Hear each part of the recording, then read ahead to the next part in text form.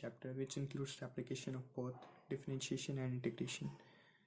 In this chapter, derivative with respect to x is denoted by the capital D, and the double differentiation with respect to x is denoted by the d square. These are known as the operators, and on the function on which it is applied is known as the operand. Example: d square y upon dx square is denoted by capital D square y. Here d square upon dx square is operator and y is the operand.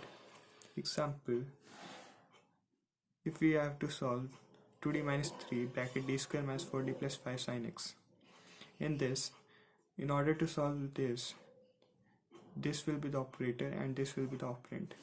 And if we are solving this will be the operator and this will be the operand. In order to solve the complete equation, we have to first solve this.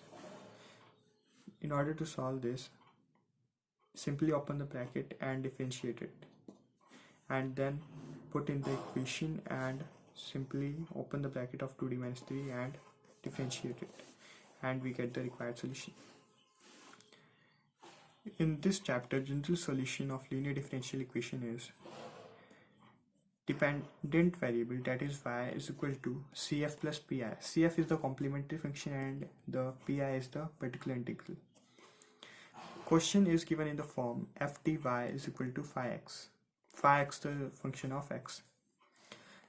First we have to find the cf, which includes the sum rules.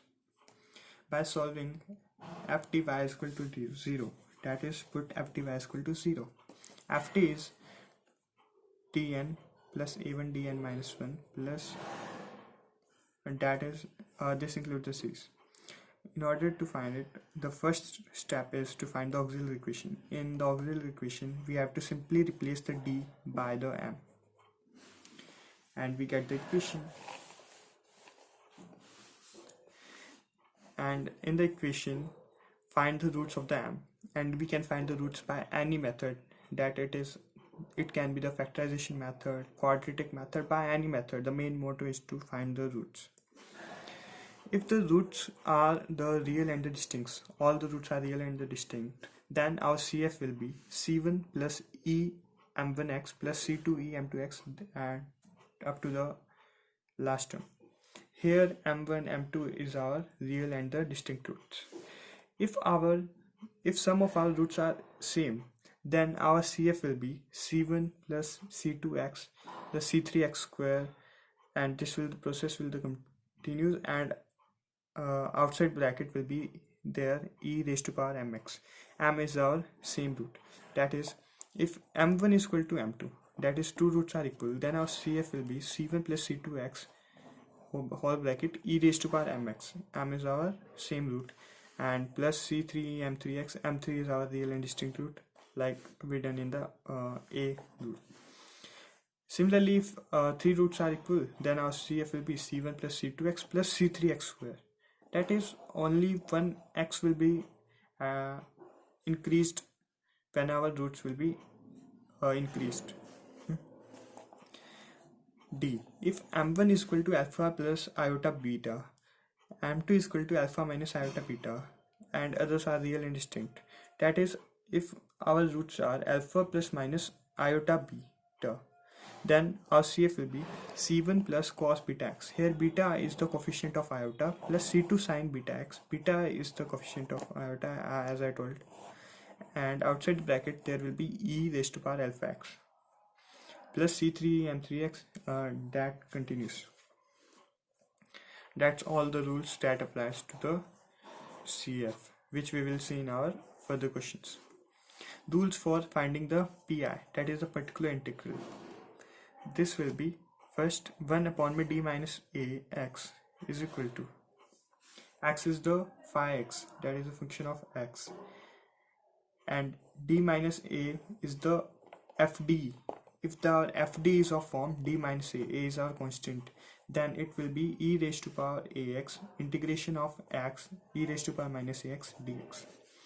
Second is, if we have 1 by fd e raised to power mx is equal to 1 by fm e raised to power mx, that is, simply replace the d by the coefficient of x in the e power. Third, If we have 1 by ft square sin mx or cos mx is equal to, simply replace the d square by the minus m square. If we have d raised to power 4, then it will be the minus m square ka whole square. That is, simply replace the d square by minus m square. In this step, we try to make the d square in the denominator. We can do it by multiplying or divide or rationalizing, generally rationalizing the factors. Now the next rules apply in the particular integral. Fourth rule is 1 by ft x raised to power m. Then we use the formula 1 minus x raised to power minus 1 is equal to 1 plus x square up to the infinity. 1 plus x raised to power minus 1 is equal to 1 minus x plus x square minus x cube up to the infinity. 1 minus x raised to power minus 2 is equal to 1 plus 2x plus 3x square plus 4x cube up to the infinity. 1 plus x raised to power minus 2 is equal to 1 minus 2x plus 3x square minus 4x cube up to the infinity.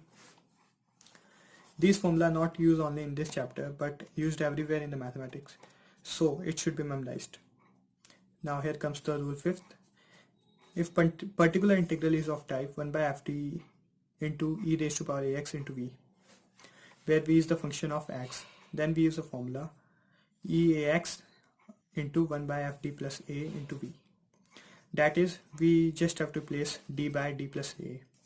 Here a is the constant and is the coefficient of x in the power of e. Rule 6 is 1 by ft into x into v, where v is a function of x, is equal to x minus 1 by ft into may f dash t. F dash t is the partial derivative with respect to d of the ft into 1 by ft into v. These all 6 rules that are be applying in the particular integral. Now here are some important formulas that should be used in this chapter. E raised to power iax is equal to cos ax plus I sin ax. E raised to power minus iax is equal to cos ax minus I sin ax. That's all we are using in this chapter in our further videos. Thanks for watching this video. Thank you.